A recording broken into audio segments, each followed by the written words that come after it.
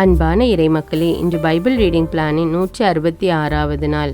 இன்று நாம் வாசித்து அறிய இருக்கிற விவிலிய பகுதி சபை உரையாளர் அதிகாரம் 9 முதல் 12 வரை. இதோடு சபை உரையாளர் புஸ்தகம் முடிவடைகிறது. சபை உரையாளர் அதிகாரம் 9. இவை அனைத்தையும் ஆழ்ந்து எண்ணி பார்த்தேன்.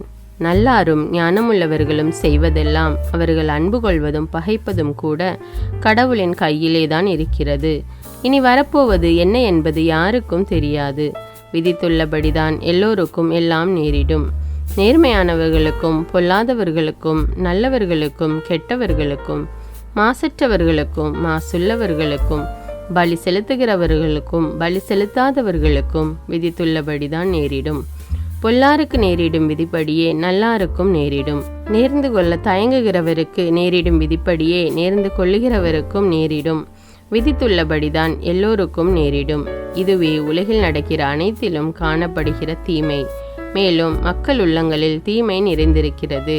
அவர்கள் உயிரோடு இருக்கும் வரையில் அவர்கள் மனத்தில் மூடத்தனம் இருக்கிறது. திடீரென்று அவர்கள் இறந்து போகிறார்கள்.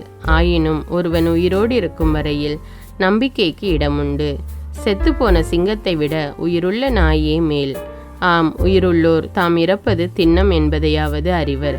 ஆனால் இறந்தோரோ எதையும் அறியார். அவர்களுக்கு இனிமேல் பயன் எதுவும் கிடையாது.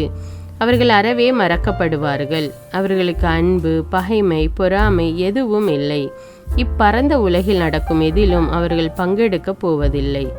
ஆகவே நீ நன்றாய் சாப்பிடு, களிப்புடன் இரு, திராட்சரசம் அருந்தி மகிழ்ச்சியுடன் இரு. தயங்காதே, இவை கடவுளுக்கு உடன்பாடு. எப்போதும் நல்லாடை உடுத்து, தலையில் நறுமண தைலம் தடவிக்கொள். இவ்வுலக வாழ்க்கை வீணெனினும் உனக்கு கிடைத்துள்ள வாழ்நாள் முழுதும் நீ உன் அன்பு மனைவியோடு இன்புற்றிரு. ஏனெனில் உன் வாழ்நாளில் உலகில் நீ படும் பாட்டிற்கு ஈடாக கிடைப்பது இதுவே. நீ செய்ய நினைக்கும் செயல் எதுவோ அதை செய். அதையும் உனக்கு ஆற்றல் இருக்கும்போதே செய். ஏனெனில் நீ நெருங்கி கொண்டிருக்கும் பாதாளத்தில் எவரும் செயல் புரிவதும் இல்லை, சிந்தனை செய்வதும் இல்லை, அறிவு பெறுவதும் இல்லை, அங்கு ஞானமும் இல்லை. உலகில் வேறொன்றையும் கண்டேன். ஓட்டப்பந்தயத்தில் விரைவாக ஓடுபவரே வெற்றி பெறுவார் என்பதில்லை. வலிமை வாய்ந்தவரே போரில் வெற்றி அடைவார் என்பதில்லை. ஞானமுள்ளவருக்கு வேலை கிடைக்கும் என்பதில்லை. அறிவுள்ளவரே செல்வம் சேர்ப்பார் என்பதில்லை. திறமையுடையவரே பதவியில் உயர்வார் என்பதில்லை. எவருக்கும் வேலையும் வாய்ப்பும் செம்மையாய் அமைய வேண்டும். தமக்கு துன்ப வேலை எப்போது வருமென்று ஒருவருக்கு தெரியாது. வலையில் அகப்படும் மீன்களைப் போலவும் கண்ணியில் சிக்கும் பறவைகளைப் போலவும் அவர் சிக்கிக்கொள்வார். எதிர்பாராத வகையில் அவருக்கு கேடு காலம் வரும். ஞானத்தை பற்றிய சிந்தனைகள்.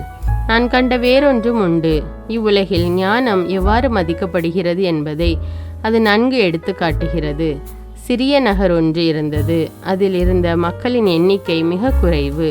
வலிமை வாய்ந்த மன்னன் ஒருவன் அதன் மேல் படையெடுத்து வந்தான். அதை முற்றுகையிட்டு தாக்கினான். அந்நகரில் ஞானமுள்ளவன் ஒருவன் இருந்தான். ஆனால் அவன் ஒரு ஏழை. அவன் தன் ஞானத்தால் நகரை காப்பாற்றி இருக்கக்கூடும். ஆயினும் அவனை பற்றி எவரும் நினைக்கவில்லை. வலிமையை விட ஞானமே சிறந்தது என்பதே என் கருத்து. அந்த ஏழையின் ஞானம் புறக்கணிக்கப்பட்டது. அவன் சொல்ல எவரும் கவனிக்கவில்லை. மூடர்கள் கூட்டத்தில் அதன் தலைவன் முழக்கம் செய்வதை கேட்பதை விட ஞானமுள்ளவர் அடக்கமுடன் கூறுவதை கேட்பதே நன்று. போர் கருவிகளை விட ஞானமே சிறந்தது. ஆனால் ஒரே ஒரு தவறு நன்மைகள் பலவற்றை கெடுத்துவிடும். சபை உரையாளர் அதிகாரம் 10. மதிக்கேட்டை பற்றிய சில குறிப்புகள். களத்தில் இருக்கும் நறுமண தைலம் முழுவதையும் செத்த ஈக்கள் முடை நாற்றம் வீசும்படி செய்துவிடும். அதுபோல சிறிய மதிக்கேடும் மேன்மையான ஞானத்தை கெடுத்துவிடும். தக்கன செய்வதையே ஞானியரின் உள்ளம் நாடும்.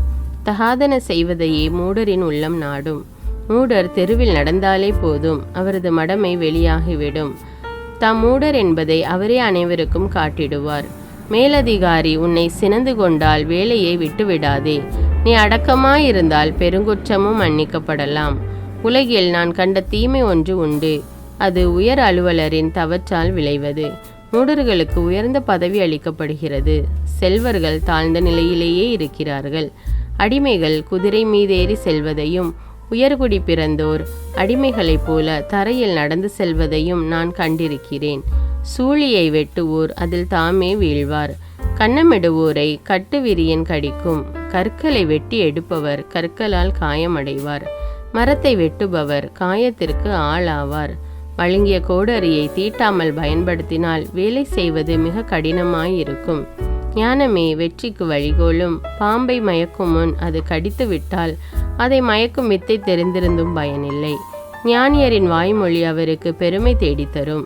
மூடரோ தம் வாயால் கெடுவர். அவரது பேச்சு மடமையில் தொடங்கும், முழு பைத்தியத்தில் போய் முடியும். மூடர் வளவளவென்று பேச்சை வளர்ப்பார். என்ன பேசப் போகின்றார் என்பது எவருக்கும் தெரியாது. அதற்கு பின் என்ன நடக்கும் என்பதை எவராலும் சொல்ல இயலாது. மூடர் அளவு மீறி உழைத்து தளர்ந்து போவார். ஊருக்கு திரும்பி போகவும் வகை அறியார்.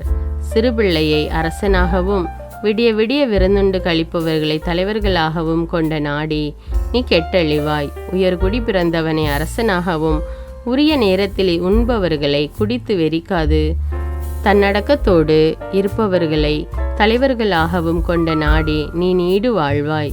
சோம்பேறியின் வீட்டுக்கூரை ஒழுகும், பழுது பார்க்காதவரின் வீடு இடிந்து விழும். விருந்து மனிதருக்கு மகிழ்ச்சி தரும், திராட்சைமது வாழ்க்கையில் களிப்பு தரும். பணம் இருந்தால்தான் எல்லாம் கிடைக்கும். தனிமையிலும் கூட அரசனை இகழாதே, படுக்கை அறையிலும் கூட செல்வர்களை இகழ்ந்து பேசாதே. வானத்து பறவைகள் நீ கூறியதை எடுத்து செல்லும், பறந்து சென்று நீ சொன்னதை திரும்ப செல்லும். சபை உரையாளர் அதிகாரம் 11. ஞானமுள்ளவரின் செயல்கள். உன் பணத்தை வைத்து துணிந்து கடல் வாணிபம் செய். ஒரு நாள் அது வட்டியோடு திரும்பி வரும். உன் பணத்தை பிரித்து 7-8 இடங்களில் முதலாக வை. ஏனெனில் எங்கு எவ்வகையான இடர் வரும் என்பதை நீ அறிய இயலாது. வானத்தில் கார்முகில் திரண்டு வருமாயின் ஞாலத்தில் மழை பெய்யும். மரம் வடக்கு நோக்கி விழுந்தாலும் தெற்கு நோக்கி விழுந்தாலும் விழுந்த இடத்திலேதான் கிடக்கும். காற்று தக்கவாறு இல்லை என்று காத்து கொண்டே இருப்போர் விதை விதைப்பதில்லை. வானிலை தக்கபடி இல்லை என்று சொல்லிக் கொண்டே இருப்போர் அறுவடை செய்வதில்லை. காற்றின் போக்கையோ கருவுற்ற பெண்ணின் வயிற்றில் உயிர் வளரும் வகையையோ நீ அறிய இயலாது. அவ்வாறே அனைத்தையும் செய்கிற கடவுளின் செயல்களையும் உன்னால் அறிய முடியாது. காலையில் விதையை தெளி, மாலையிலும் அப்படியே செய். அதுவோ இதுவோ எது பயன்தரும் என்று உன்னால் கூற முடியாது. ஒருவேளை இரண்டுமே நல் விளைச்சலை தரலாம்.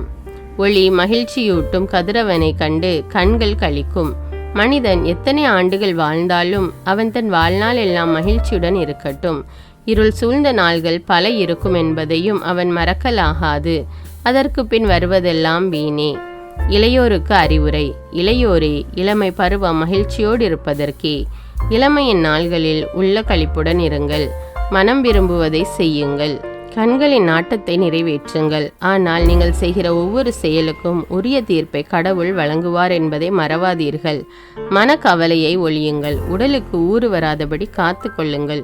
குழந்தை பருவமும் இளமையும் மறையக்கூடியவையே.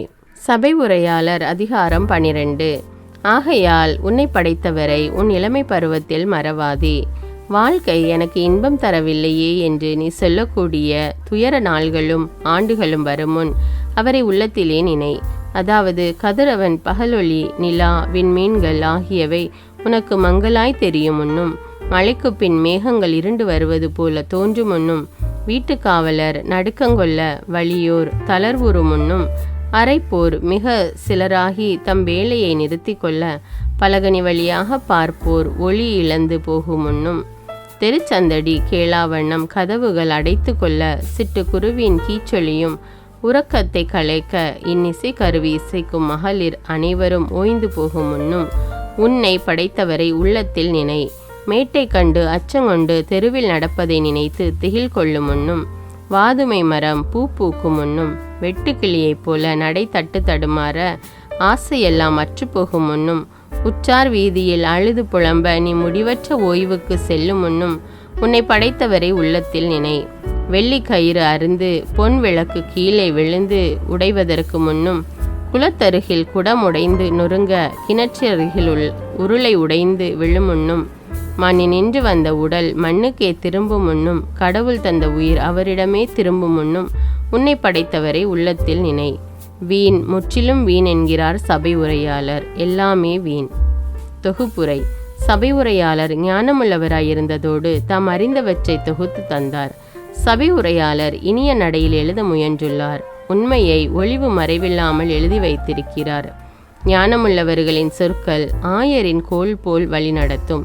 தொகுத்து வைத்த முதுமொழிகள் பசுமரத்தாணி போல் உள்ளத்தில் பதியும். அவை ஒரே ஆயரால் அளிக்கப்பட்டவை. பிள்ளாய், மேலும் ஓர் எச்சரிக்கை. நூல்கள் பல எழுதுவதால் பயன் ஒன்றுமில்லை. மிகுதியான படிப்பு உடலுக்கு இளைப்பு. இவை அனைத்திற்கும் முடிவுரையாக ஒன்று கூறுகிறேன். கடவுளுக்கு அஞ்சி நட, அவருடைய கட்டளைகளுக்கு கீழ்ப்படி. இதற்காகவே மனிதர் படைக்கப்பட்டனர். நாம் செய்யும் ஒவ்வொரு செயலுக்கும், மறைவான செயலுக்கும் கூட, அது நல்லதோ தீயதோ எதுவாயினும் அனைத்திற்கும் கடவுளே தீர்ப்பு வழங்குவார்.